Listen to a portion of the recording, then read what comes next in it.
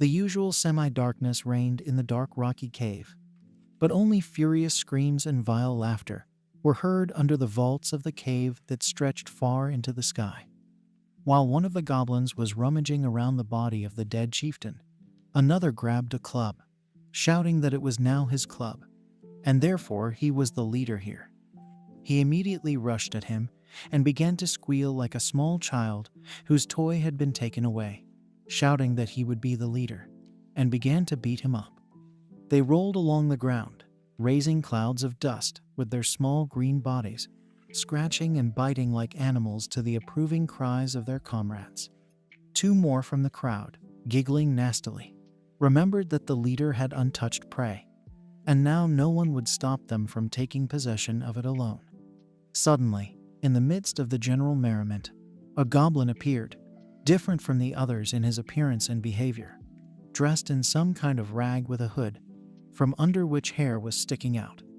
The goblins involuntarily made way for the strange tribesman, who, ignoring their whispers about his abnormality, walked past. He heard the not-so-quiet whisper of two goblins who were already aware that someone strong had gone to the prey, and they just had to wait until they fought there. Hearing the screams, he rushed towards them, because it was he who guarded the prey so that nothing irreparable would happen.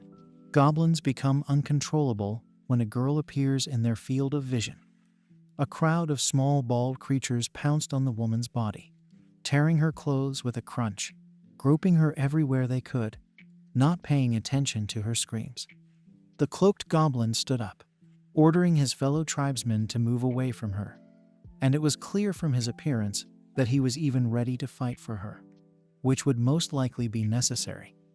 One of them, the largest, broke away from the girl to drive away his ugly relative, while the rest, subordinate to his strength, prepared for a fight, reluctantly leaving their prey. With a furious cry, they rushed at the enemy, their short green legs clattering closer, and their already red eyes seemed to be filled with bloodlust in anticipation of a fight. They easily knocked down the light, weak body. Someone jumped on him, biting into his limbs with their teeth, screaming without stopping. The goblin could not hold back a cry of pain. However, literally a second later they jumped back, as if stung. The body of their leader fell to the ground. Before their eyes, along with the blood gushing from his throat, life left him. Holding a sharp shard of something in front of him, the goblin bared his teeth menacingly and almost growled, preparing to kill anyone who dared to attack him.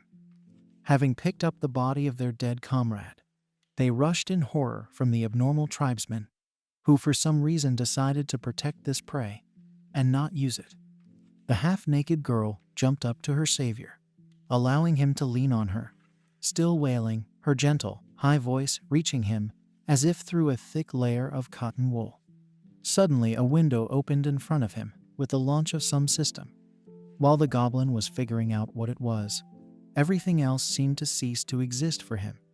The goddesses of the sun and moon created this world as it is, with people endowed with extraordinary powers and the diversity of its animal world, inhabited by other races. However, along with the fabulous possibilities for the balance of the universe, they created a huge number of monsters of varying degrees of claws and fangs, one more terrible than the other. And the goblin race was the most vile and weak of all the monsters in this world. They had minimally developed intelligence, and their appearance was completely ugly. Sitting down on a stone, the goblin stared thoughtfully at the system screen, reflecting on his unenviable position, because society would never recognize him here. The girl, still sitting on the dusty ground, misinterpreted his silence, trying to cheer him up. Apparently his ugly face looked sad. They were interrupted by the sound of approaching clubs, which grew louder and louder, and the goblin jumped up, ordering the frightened girl to hide. As soon as she found herself behind the rock, and he managed to pull out a knife, the first enemy appeared, just a fellow of ordinary appearance and size. His maddened eyes burned with undisguised thirst, and saliva dripped from his hideous mouth. He stretched his green hands with long broken nails towards the prey. The goblin didn't wait for him to attack. He instantly closed the distance, and, swinging his stub as hard as he could, he tore the head off his shoulders so that he didn't even understand what had happened. Suddenly, they heard the sounds of battle, the clanging of swords and the screams of dying goblins. The girl immediately ran towards them, joyfully shouting that it was the Holy Order that had come to save her. A pillar of blinding blue light burst forth from the blow of the knights, sword in a fluttering cloak and armor, and the goblins scattered in all directions without even having time to scream. His hateful, contemptuous gaze glared at those who entered, not foreshadowing anything good, while tangible power spread out from him in waves. It seemed that only the goblins sensed her, because the girl ran towards this Lloyd with all her might, although the knight's gaze still did not soften. What happened next made the goblin's mouth and eyes widen in disbelief, threatening to pop out of their sockets. He cut through the air with force, swinging his sword wide and sharply, and struck it straight into the ground where the girl stood, whom the goblin had knocked over a moment before. And again his gaze, full of contempt, fixed on them, and the knight himself suddenly said in a booming and distinct voice that it should be a shame for him not to hit a goblin with his sword. Her voice broke into a scream from fear, and she herself shrank back, taking on a very pitiful appearance, looked into his eyes, as if trying to find something, and asked if he really didn't remember her. Finally, he said, looking down at them, that he remembered her, so he would do everything quickly, and she, defiled by the goblins, must accept her death from his sword. Choking back tears, she pointed a finger at the goblin, haltingly explaining to her commander that these lesser creatures had not defiled her, not noticing that they did not believe her. Lloyd interrupted her when she even mentioned the clever goblin. His face contorted with rage, and she couldn't even move, still hoping that now he would lower his sword and believe her. The goblin pushed her away again, taking her out of harm's way, and, holding the picked-up club at the ready, shouted for her to leave through the other entrance, knowing full well where this was all heading. Trying not to think about the difference in strength and the fact that his insides were about to fly all over the cave, he ran towards the knight armed with a sharp sword. Suddenly, the huge blade clanged into a glittering golden sphere, which surrounded the goblin in a matter of seconds, causing him to freeze in amazement once again. Surrounded by other knights, illuminated by the bright light of her energy concentrated in her hands, the holy maiden came out, not matching the surrounding gloomy atmosphere.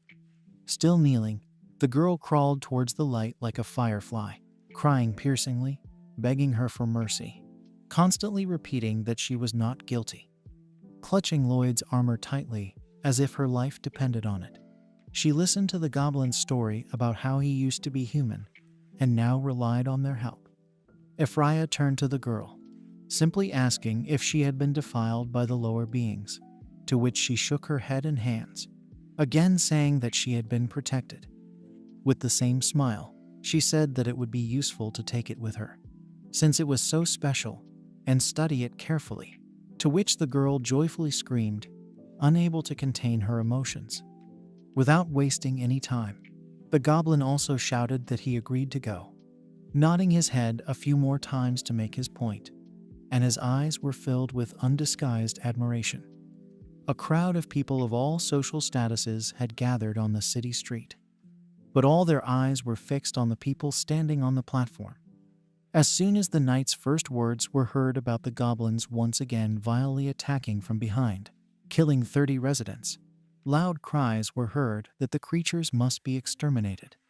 The Holy Virgin, who stepped forward, was all glowing with gold, as if she were an angel. Spreading her arms, she sang that all the victims were avenged, and that the inhabitants needed to visit the temple more often. In the middle of the richly furnished office stood a table with papers and inkwells piled on it, and the entire space around was haphazardly filled with books. On a luxurious chair, upholstered in velvet, leaning back leisurely, sat Ephraia, relaxed, no longer looking like a saint. Her whole appearance indicated that this was her home.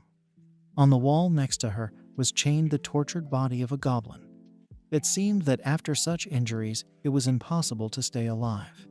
But he was breathing, even remaining conscious. The Holy Virgin walked slowly towards him with a smile, as if there was some interesting picture hanging in front of her, and not a frail green body from which blood kept flowing. His mouth opened in a scream of pain and helplessness from the fact that he had been deceived by the Order. They were not going to study him as a rational goblin, but simply tortured him like an animal. Having released his angry tirade, he angered Ifraya so much that she jumped up to him, losing her lazy condescension, and pinned his throat to the wall with an iron bar.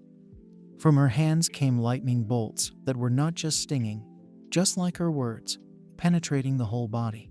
She did not accept him as a person, only as a lower creature. A golden pentagram unfolded beneath the goblin, the power of which caused him to arch from a new portion of pain. His eyes rolled back, and a final thought flashed through his head. He remembered the crash of Kelly's dead body, the girl he had protected, falling down as the knights kicked him with their heavy iron boots. He no longer remembered how he screamed, blinded by pain. The pentagram burned brighter and brighter, as if filling with his suffering. The goblin was beating in his death throes. Suddenly, it was all over. He was hanging in the endless space, looking at his transparent blue hands, still goblin-like, and did not fully realize that he had finally died. Suddenly, a window of the system that was activated only after his death hung in front of him. Lenny, that's what they called him, even blinked. They offered him to start all over again. Without rushing to make a decision, he asked the system what would happen if he agreed. The answer was not long in coming. He would return to the same body and place a week ago. Without any more doubts, he pressed the treasured button that would allow him to take revenge on Lloyd and the Holy Virgin. He would show them yet, having become stronger. The thought of this seemed to give him strength as the energy of the universe flowed in streams through his puny little body. This life of a goblin was just beginning. And here he is again, in the cave of his tribe, but not as weak as he was before. The system made him at least a little stronger, but his appearance became much more beautiful. After asking the system what else it could do, he immediately received information about a life simulation system, which in turn allowed him to foresee the future. 3 options appeared in front of him that he could theoretically carry out, and the points he could earn. The goblin pointed his finger at the largest number. He gained points from the simulated situation and opened an exchange to purchase weapons to confront the Holy Order. But they turned out to be too expensive. The points he earned were only enough for a small knife, which looked very modest compared to the rest of the weapons, but it could kill with one blow. He received information on the situation. It turned out that Kelly in this reality was not caught by the goblins, so Lenny smiled happily and ran to the other exit. The cave was guarded by 2 knights of the Holy Order, although they performed their duties rather carelessly, chatting mostly about how vile the goblins were. Lenny hid behind a rock, overhearing them discussing what they were ordered to do with everyone who came out of the cave, including the girls, and a plan formed in his head. But at the same time, somewhere in his soul a wave of anger began to arise towards the Holy Order, which for the sake of its dominance was ready to kill even city dwellers. What can we say about him? Taking a deep breath, he screamed as loud as he could, making it sound like a frightened girl, watching the guards immediately become alarmed. One of them motioned to his comrade to be ready, and he himself, hiding a knife behind his back, headed towards the cave, shouting that the Holy Order would help here and now. Without wasting any more time, Lenny thrust the knife forward with force, just as the knight was standing in front of him, but had not yet had time to realize who was in front of him. He quickly went limp, groaning as he fell onto the goblin who continued to hold the blade inside him. He could already hear another guard approaching them. Lenny pulled out his knife sharply, further wounding the already bleeding man, instantly rushing towards the screaming knight, who immediately backed away from him. His face twisted in horror and pain as the goblin slashed his blade upwards. leaving a huge furrow that also affected his internal organs. However, he was still alive and even conscious. The knight screamed, begging for mercy when he saw the conscious desire to kill on the goblin's face. His voice trembled. The follower of the Holy Order almost cried like a little child. But Linny, driven by revenge, remained indifferent to his words. As if he had gone mad, he rummaged through his pockets and pulled out a watch with a photograph on it, which depicted a smiling, beautiful girl with a little girl. He continued to babble on about how he was simply following orders, and that his wife and little daughter were waiting for him at home. But with every word, the goblin's gaze grew darker. When the knight thought he had finally lost his doubts, he pulled a knife from his belt and rushed at him with the cry of a man who had nothing left to lose. However, Linny was prepared for this from the very beginning. He was no longer going to trust people, not a single word they said. So he sharply slashed the knife again. The sun was setting, so the goblin, wasting no more time, tore the knight's clothes off and headed deeper into the forest, because the Holy Order should soon notice the loss. Literally a few minutes after the goblin disappeared into the thicket, the Freya and Lloyd came for the guards. Even one glance was enough for them to establish the fact of death. The holy maiden folded her arms across her chest, ignoring her partner's angry tone, and assumed that some mutants were clearly at work here. However, Lloyd was only focused on the fact that these knights couldn't even defeat the mutant goblins, and in anger he kicked one of the corpses as if it were a log. Ephraia didn't even notice this. However, even if she had paid attention to it, she still wouldn't have stopped him. All her thoughts were occupied with the mutants with whom she loved to have fun. Linny sat down tiredly in a clearing hidden by thick bushes and exhaled tiredly. Only when deep night fell on the ground did he allow himself to make a stop. Suddenly, the bushes behind him began to shake, as if someone was trying to either hide in them or pass through. But who was it? An enemy from the Order, or just a wild animal? Linny quickly jumped up from his place and rushed at the figure that appeared from there. He needed to strike first to gain an advantage, especially if it was Lloyd. He didn't have time to stab the creature, only knock it down. But that was enough for him to finally see who it was and froze, not believing his eyes. He had never seen anything like this in his lives.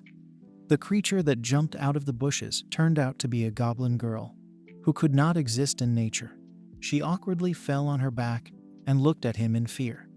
He squatted down, looking at her intently, to which she squeaked that she was just going to get some water. Linny couldn't believe his eyes. Having called the system, he was able to see the girl's profile. But he was even more amazed. She was a pure soul, which meant that if a goblin man took her as his wife, he would become legendary. Misinterpreting his silence, Yuna shouted that she was telling the truth, and that if she did not get water the chief would kill her. And Linny had to apologize for frightening her.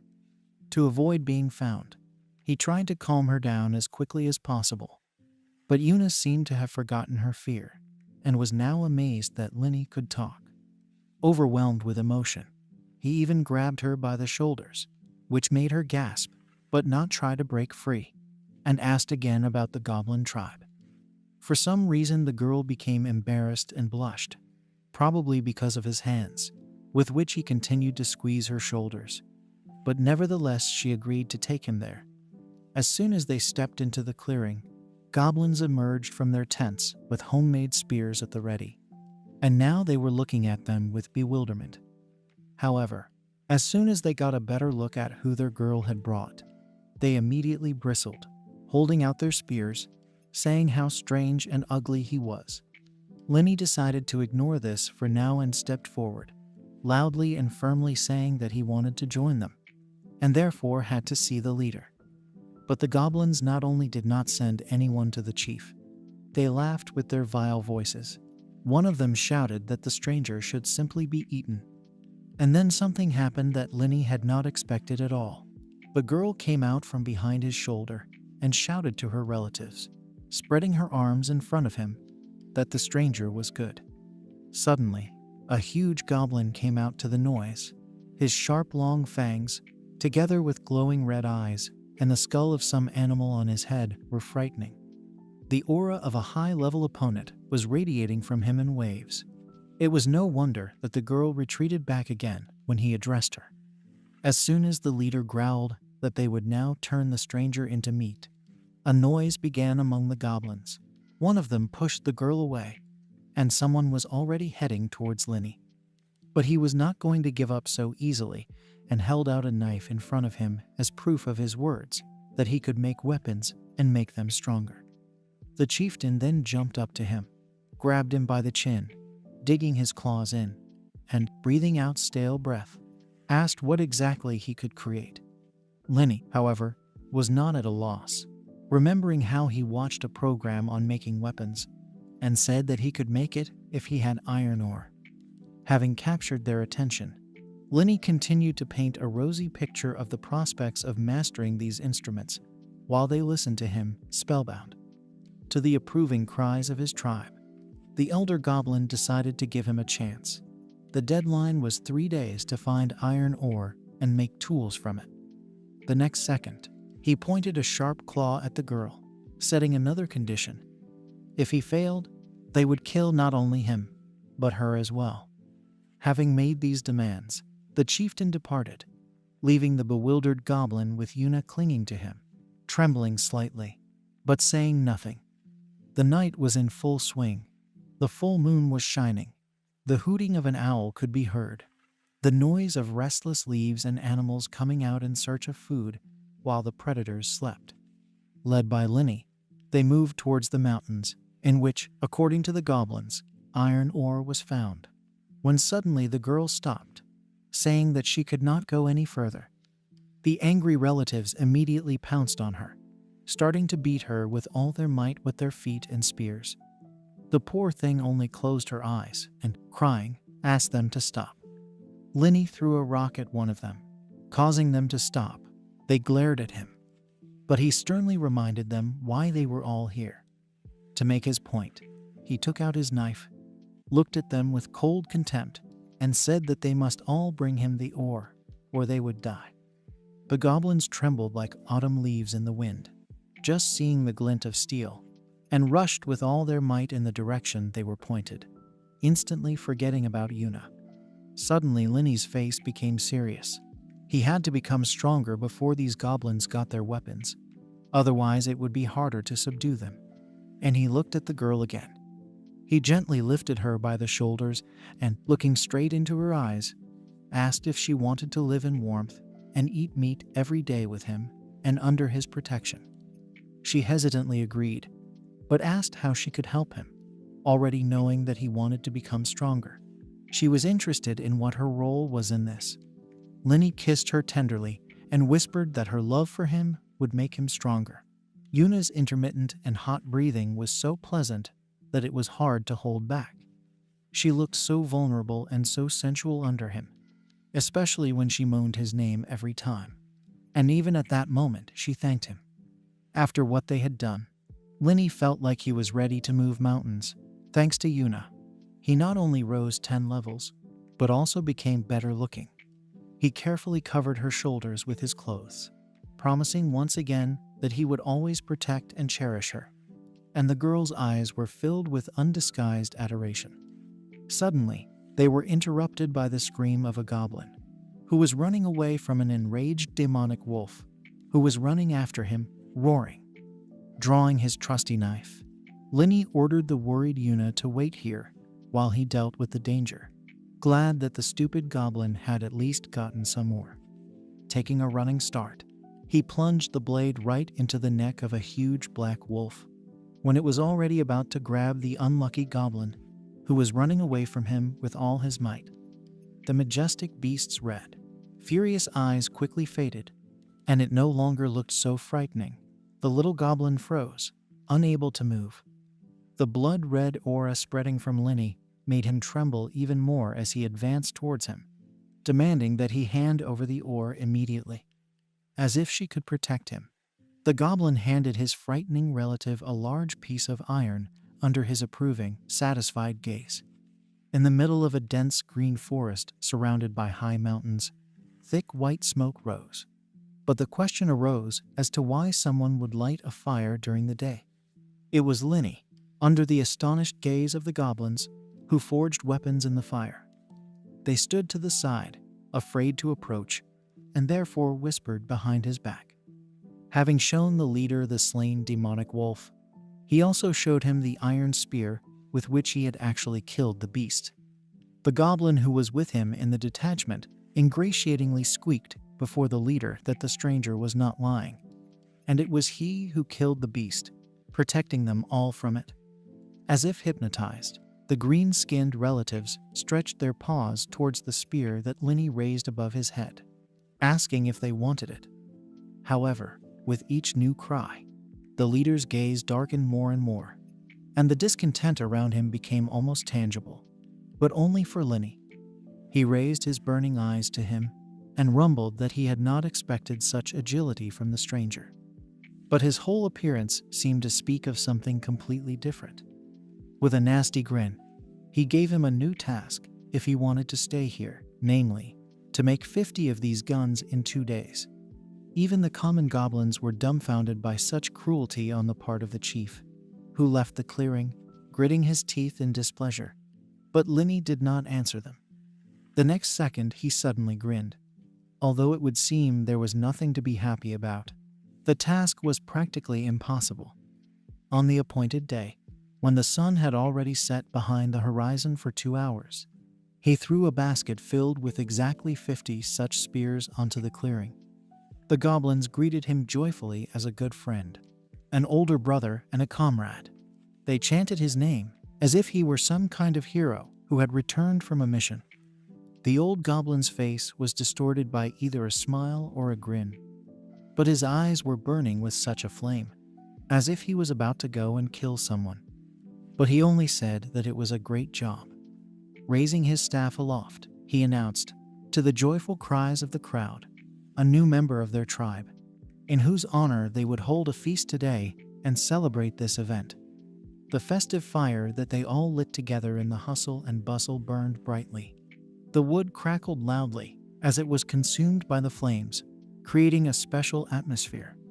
Soon the tempting smells of freshly cooked meat began to float over the camp, making all the inhabitants salivate. Sitting down next to Linny, Yuna handed him some game and, looking lovingly into his eyes, chirped that it was prepared especially for him. But as soon as the goblin took one bite, the world went dark before his eyes. His chest became tight, and he didn't even hear the scream of the frightened girl.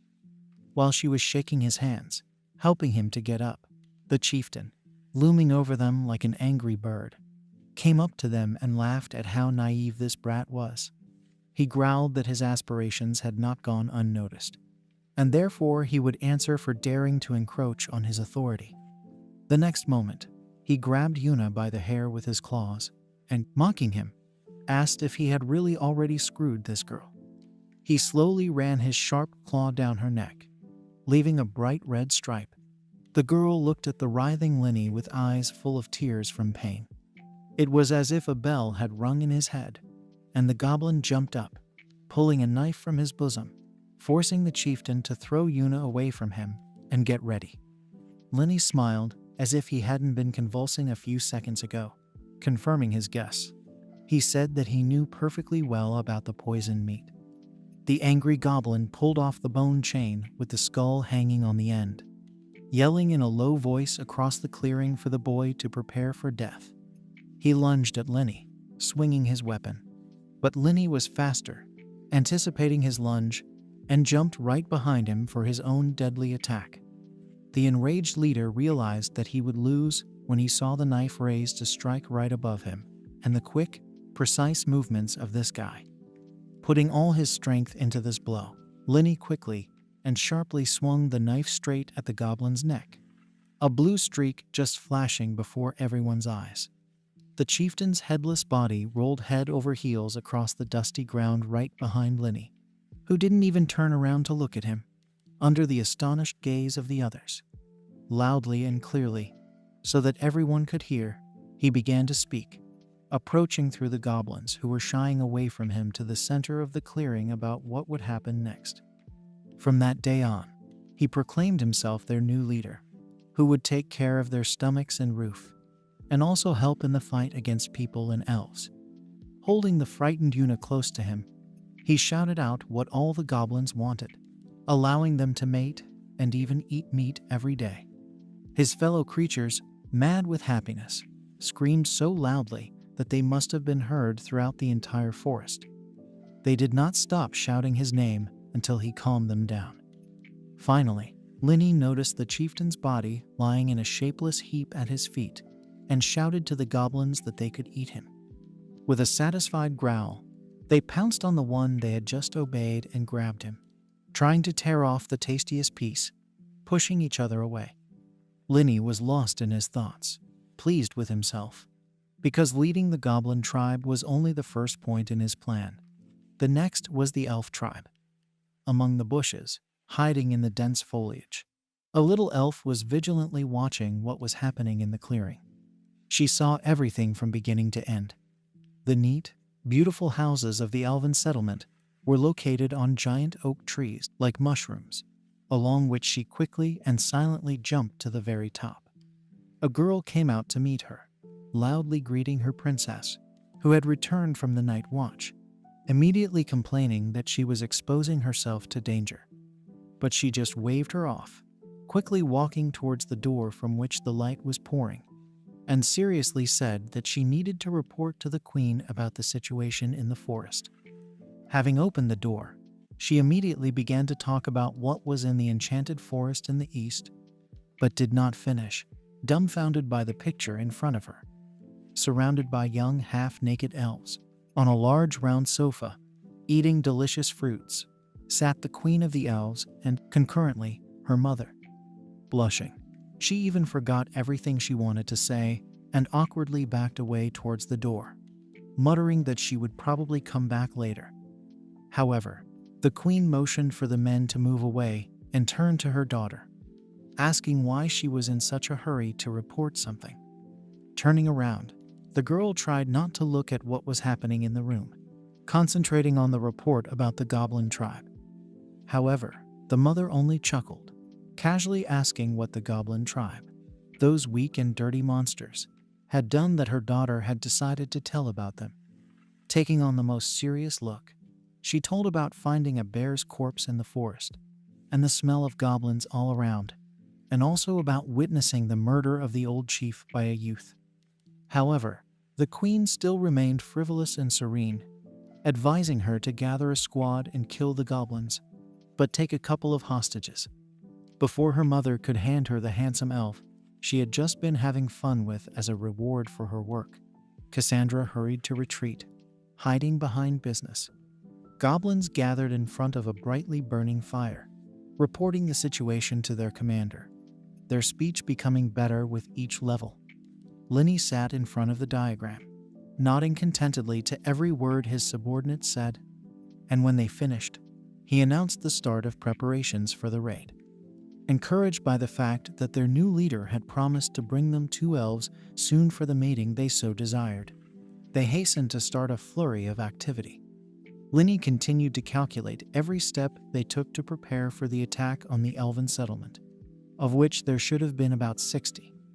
On the very first day after becoming the leader of this goblin tribe, he announced that from that moment on they would begin to become stronger and kill monsters. With each new terribly dangerous animal killed, not only did Linny himself gain new skills, but the other goblins also became even stronger, attacking with their entire crowd of small toothy and clawed bodies, with spears at the ready. They could now kill the terrible monsters with their bites without help. Now the average goblin of this tribe was 5 times stronger and more beautiful than any of the other tribes, and all this happened thanks to Linny.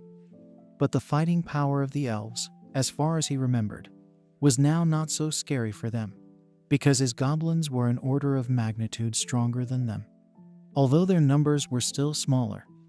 Having called upon the system for help in such an important matter, Linny looked at the most likely scenario if they attacked from ambush. The result was extremely unpleasant. The elves would not only be able to fight back and defeat them, but also capture Linny himself. solemnly hanging him in front of everyone. The goblins, ready to speak, were instantly gathered by him in the same clearing to announce that the elves were most likely watching them now and knew about their plans. This race had amazingly developed sense organs, and when properly developed, a goblin could sense a living creature at a sufficient distance from itself. Linny, who had mastered this skill perfectly, was able to easily find clues left by the elves hurrying to their settlement. They should not have managed to go far. Accompanied by her small reconnaissance squad, Cassandra quickly jumped along the branches. The thought that she had to make it in time was beating in her head. Suddenly, an arrow whistled into her, causing her to scream and turn around. The attack was so sudden that she flew down from a great height. Her clothes were torn to shreds, her head was buzzing, and her vision was swimming. The pain was so intense that it became difficult to breathe. Nevertheless, Cassandra tried to stay conscious. Suddenly, several goblins appeared before her eyes, one of which casually grabbed her throat, testing the effect their liquid had on her. Cassandra trembled with rage. How dare this goblin touch her at all? And out loud she said that such inferior creatures as they had no right to attack the princess. Her small childish face scrunched up, and she screamed as loudly as she could that they could not even hope for mercy after being captured by the elves. Snorting, Linny didn't show that he was angered by the princess's words, but he pushed her away from him, asking if she really thought they were even interested in a pardon. The angry goblins advanced on her with a roar, and Linny didn't even try to hold them back. He was angry that this girl considered them her subjects. Smiling, he straightened up, looked down at the immobilized girl once more, and said mysteriously that he would still have time to show her everything. And he turned his attention to the goblins puffing behind him, who were devouring the girl with their eyes, and allowed them to eat the captured elves and absorb their skills. Linny turned his gaze back to the girl. No longer filled with anger, he hung over her, feeling his power, and already imagining what he would do to her. The aura of this goblin's power surrounded her consciousness in a tight ring, taking it in a vice. This pressure was so strong that it became almost tangible. You could touch it. Hot moans were heard from the house of the head of the elven settlement. Despite the late night, anyone who heard them would definitely blush from how depraved they were. The exhausted, handsome elves were breathing heavily, sitting on the huge bed, while a patrolman ran into the room, reporting that the princess was still missing.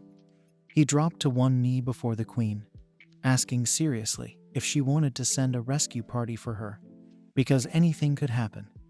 Callisto knew her daughter very well. She was a skilled enough warrior who could stand up for herself. She didn't want to bring trouble upon herself, but her heart was uneasy. Suddenly, a dull and frightening voice came from the darkness, which maliciously said that Cassandra would not return. The elf immediately grabbed his sword, loudly asking who was there. But no one answered him. And at that very second, the space was cut by the ringing of a bowstring and the deafening whistle of arrows that flew out of the shadows. The shooter was obviously very skilled, because one of them hit the elf's head, shattering the bone and piercing his brain, immediately ending his long life. His body fell to the floor with a crash, not even twitching before death. But the queen managed to grab the arrow that was supposed to wound her in the shoulder. Finally, a handsome goblin emerged from the window opening, unlike his ugly relatives who had accompanied him, announcing that they would now become related. Callisto grabbed the sword and moved menacingly towards him, asking in a voice trembling with rage where her daughter was. She was incredibly angry at his impudence and self-confidence. Linny grinned cheekily, already knowing what was coming next. So he teased her even more by talking about how cute her daughter would have green babies. His lunge, out of maternal instinct, reached its target. The queen swung her blade, and the goblin heard for the umpteenth time that he would now regret his insolence. She lunged at him like a wild cat, but Linny only dodged with a laugh, shocking her once again that the elf tribe had been captured, and that she would now join them. Callisto lay sprawled stupidly on the floor right under the enemy's feet, unable to move, her entire body shaking so much that she couldn't even hold her sword. He smiled slyly, seeing the confusion and shock on her handsome, well-bred face, and said that the arrow had goblin sperm on it, which was what had made her body go numb. Linny reveled in his permissiveness and the power he now had over this woman. He ran the blade of the knife across her chin, making her tremble. Something seemed to clear up in Callisto's head, and she finally looked at reality with a completely sober mind, remembering what Cassandra had said about the new head of the goblins. Suddenly, she heard heart-rending screams coming through the open window and shuddered, her heart doing a somersault and beating at a terrifying speed.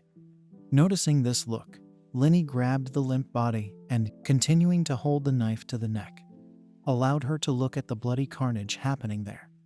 The goblins, armed to the teeth, burned their houses, took the girls captive and killed the elves, who were caught off guard in the middle of the night and could not give a worthy fight. Seeing what was happening, her eyes were again clouded with rage, and she could not hold back a scream, into which she put all her anger, pain, and indignation, not trying to hide them. Linny's face suddenly became indifferent and cold. Without getting angry, he endured her storm of emotions, advised her to accept the new reality, where the goblins were stronger than them. Bringing the knife closer to her face again, he whispered in her ear that he needed a new generation of strong goblins, which is exactly what she could help him and her subjects with. As if stunned, Callisto stared ahead with an unseeing gaze. Inside, as if something had broken, she suddenly felt a strong sense of guilt before everyone. Like a drowning woman in the sea, she tenaciously clung to his clothes and begged him to spare the lives of her children and subjects, and he could do with her whatever he wanted.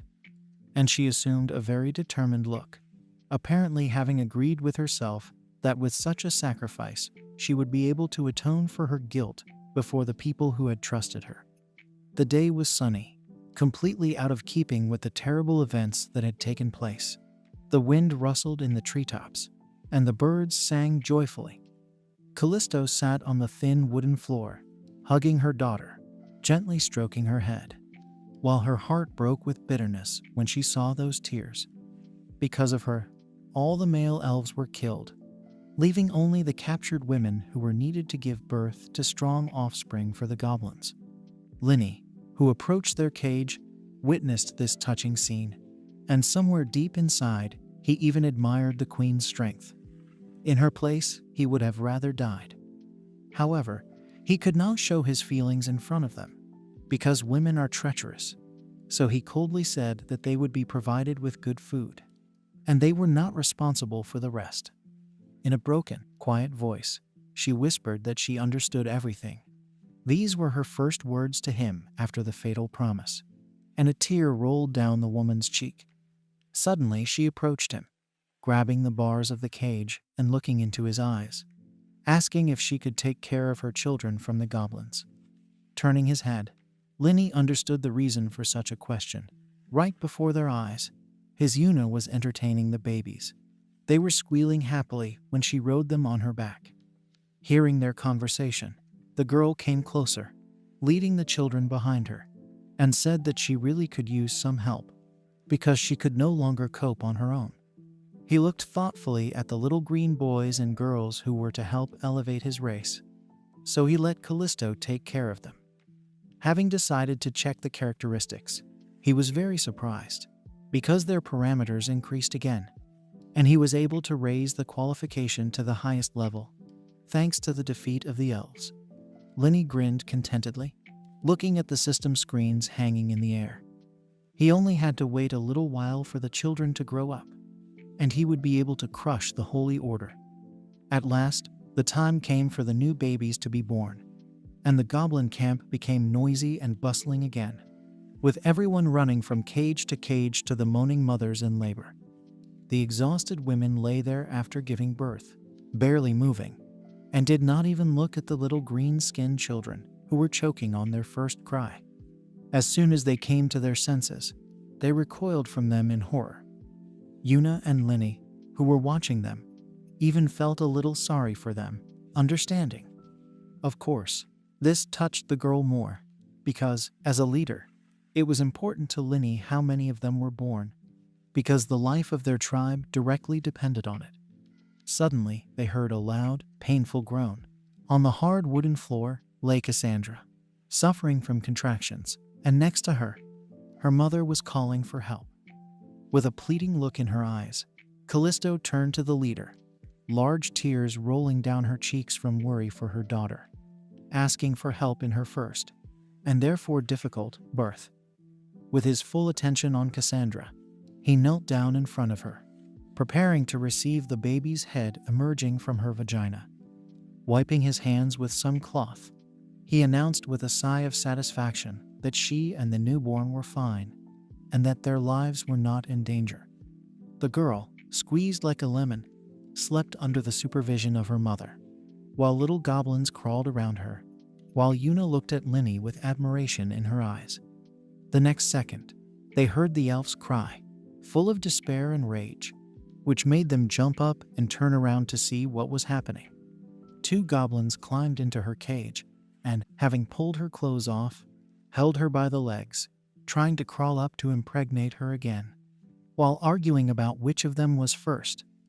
With one kick, Linny pushed one of his kinsmen away from the girl, pulled a knife from his belt, and released his terrifying bloody aura, growling that there was an order.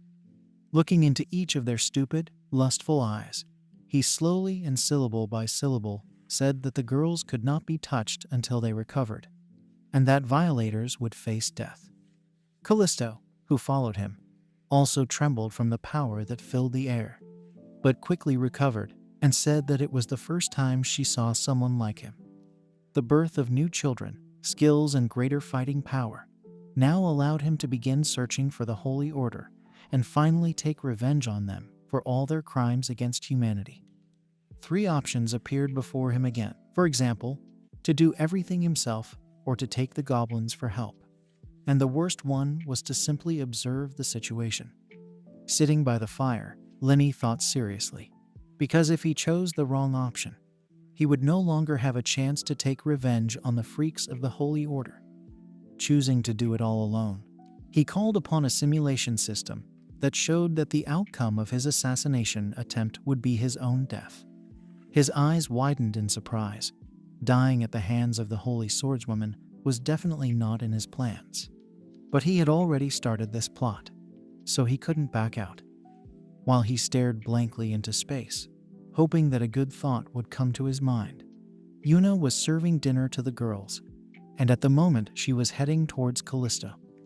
With a heavy sigh, he made the only right decision in this situation and headed towards Yuna, catching her off guard by the fact that she would have to manage the tribe while he was with the people. Even the elf was amazed by his decision and cried out, unable to contain her emotions, that he was going to certain death. But Linny shrugged his shoulders, saying that he had something to take revenge for. He was only glad about Callisto's next decision, already assuming that she had become attached to him. The woman herself decided to pass on her secret elven skills to him. Suddenly, at the last moment before he left, she quietly said that she would hope and wait, knowing full well that without him, they would be raped to death here. Throwing on his traveling cloak, Linny waved goodbye to his women, his thoughts already occupied by something completely different. But he shouted to them that everything would be fine. A squad of knights walked along the streets of a small, but very beautiful city in the middle of the forest, rattling with heavy armor, frightening and unnerving the residents with their very appearance. They looked closely at each of them, going through every nook and cranny for the umpteenth time, as if looking for a dangerous criminal who had killed a dozen people. Linny had successfully hidden his goblin nature through disguise, stealth, and elven skills, but these patrols still made him very nervous. Fortunately, even the talkative traders at the market accepted him as one of their own, while he, like a knight, walked around the city to scout out the situation and the area. The central square was quite crowded, even on a weekday afternoon, when all the decent people were busy, when suddenly his attention was drawn to a notice board. A variety of warriors, healers, and mages crowded in front of the latest guild rankings, discussing them right there, and Linny even had to push her way through to see the list. However, waving his cloak, he immediately hurried away, because his teeth gritted with anger when he saw who was leading him. Of course, it was none other than Lloyd. Passing by some tavern, from which drunks were already pouring out, he heard a very familiar voice. Linny was absolutely sure that it was him. His face involuntarily broke into a sinister grin. He didn't have to walk for long. He wouldn't let him out of his sight again. He would see it through to the end and dance on the bones of this freak. As he expected, the knight was celebrating his rise with his crew, taking a table in the center of the hall, sitting with the most haughty and condescending look, sipping mead. Next to him, a drunken Ephraia was laughing, ringing a loud bell. The other visitors to the tavern, willy-nilly, turned to look at the noisy company. The guy telling the story suddenly slammed his mug on the table, angry at the guy at their table who was laughing at him, sending him back the way he came. Apparently, these knights were not from their team, but from the one that took second place in the ranking. Quickly losing their measure from alcohol, they began to shout, getting ready to start waving their fists. Suddenly, a menacing-looking bartender, polishing a mug until it squeaked, quietly but very clearly said that the knights should deal with the evil dragon and not start a fight. Sitting right next to them, Linny caught every word around him, already quite tired of the stupid chatter. But at the mention of the dragon he even shuddered, not expecting to hear about it. And the bartender continued, as if for himself, starting to reason that the dragon that attacked the city would definitely plunge it into chaos, so it was necessary to prevent this before it was too late. Suddenly, Lloyd perked up after hearing these words, so everyone in the silent tavern heard that his mentor, the holy swordswoman, would soon arrive. These words had the effect of a bomb exploding. People started shouting, making noise, immediately discussing the news, because according to legends, the holy swordswoman was able to slay a dragon.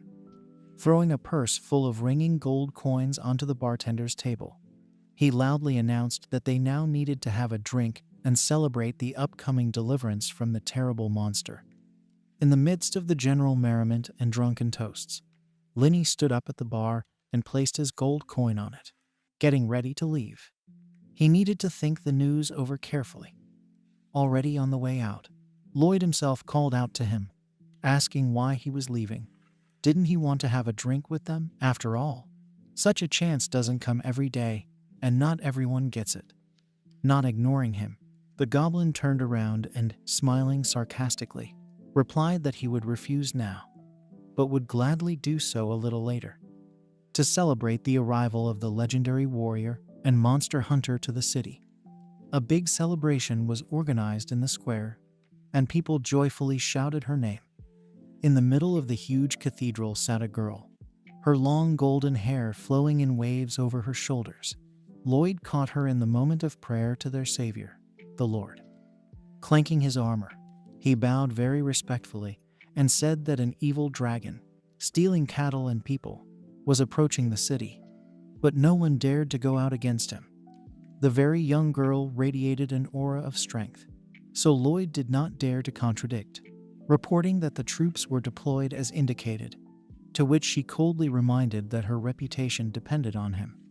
As soon as they stepped out into the sunlight, they were greeted noisily by a crowd of townspeople eager to see their savior, and cries of gratitude and admiration were heard from everywhere. However, she seemed not to notice them, and without even turning to the knight, she asked in a tone that did not bode well why the residents had not yet been evacuated. As if to confirm her words, the sky instantly darkened, and a huge red dragon appeared out of nowhere on the square, immediately grabbing one of the townspeople, screaming in horror. And under the stunned gazes he soared above the clouds, leaving behind panicking civilians and guards trying to restore some kind of order in the square. The girl's eyes narrowed, and a thin wrinkle appeared between her frowning brows. Menacingly motioning for Lloyd to go back to the group, she grabbed the sword more comfortably. loudly slapping his bare green feet on the wet grass. The goblin was already shouting from there to his leader that the dragon was already here, and that there were a bunch of knights standing outside the city walls. Before he was interrupted, he began to lament excitedly about what they should do. But the leader quickly ended these lamentations with his confident voice, because he had a plan. A whole crowd of goblins armed to the teeth were ready and inspired for a merciless bloody battle, because they were led by a very strong, fair, and fearless leader.